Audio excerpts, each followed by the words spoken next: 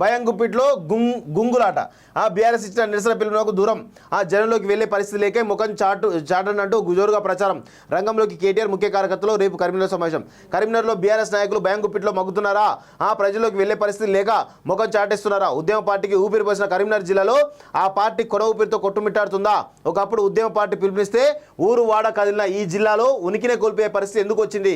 ఇక్కడి జనం కారు పార్టీని గెలిపించినప్పటికీ ఎందుకు కనుమరుగవుతోంది? ఇప్పుడు ఈ ప్రశ్నలే చర్చనీయంగా మారింది. బీఆర్ఎస్ ఓటమి పాలై ప్రతిపక్షంలోకి వెళ్ళిన 2 నెలల్లోనే రాష్ట్ర వ్యాప్తంగా ఎల్ఆర్ఎస్పై ఆందోళనకు పిలుపునిస్తే ఇక్కడి నాయకులు కనీసం ఆ ఊసెత్తకపోవడం కరీంనగర్లో పార్టీ పరిస్థితికి అద్దం పడుతుంది. గతంలో అధికారంలో ఉన్నప్పుడు అట్టహాసంగా వ్యవహరించిన సదరు నేత తన అనుచరులకు దోచిపెట్టడం, వారు చేసే అక్రమాల అరాచకాలకు అండగా ఉండి జనాన్ని పీల్చుకు తినడం ఈ పరిస్థితి కారణంగా చర్చించుకుంటారు.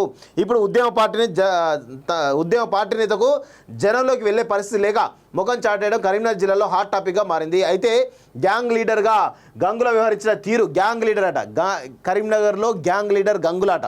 ఏందో మరి టైటిల్ భలే ఉంది. టైటిల్ గంగులను అడ్డం పెట్టుకొని గ్యాంగ్ సృష్టించిన అరాచకాలు అడుగడునా ఆ పార్టీకి అడ్డంగా మారుతున్నాయి. ప్రజలోకి వస్తే ఎక్కడ ఎవరు నిలదీస్తారో అనే భయంతో సదరు నేత జనంలోకి రావాలంటేనే జగ్గుతున్నారని ఆ పార్టీ నేతలు గుసగుసలాడుతున్నారు. ఈ క్రమంలో బీఆర్ఎస్ రాష్ట్ర పార్టీ బుధవారం ఎల్ఆర్ఎస్ సంబంధించి చూస్తా ఉన్నాం కదా. కరీంనగర్లో పార్టీని చక్కదిద్ది భయం గుప్పిట్లో ఉన్న కార్యకర్తలు ధైర్యం నింపి దిశానిర్దేశం చేసేందుకు కేటీఆర్ రంగంలోకి దిగినట్టు సమాచారం.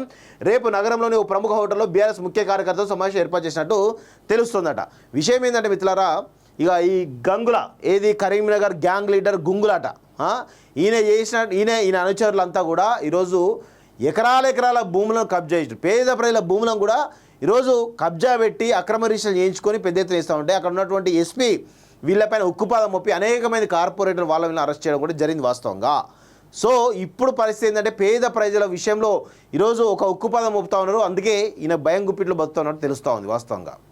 సో బయటికి వెళ్ళే పరిస్థితి లేదు. బయటికి వెళ్తే ప్రజలు తన్ని ధర్మే పరిస్థితి కనబడతా ఉంది.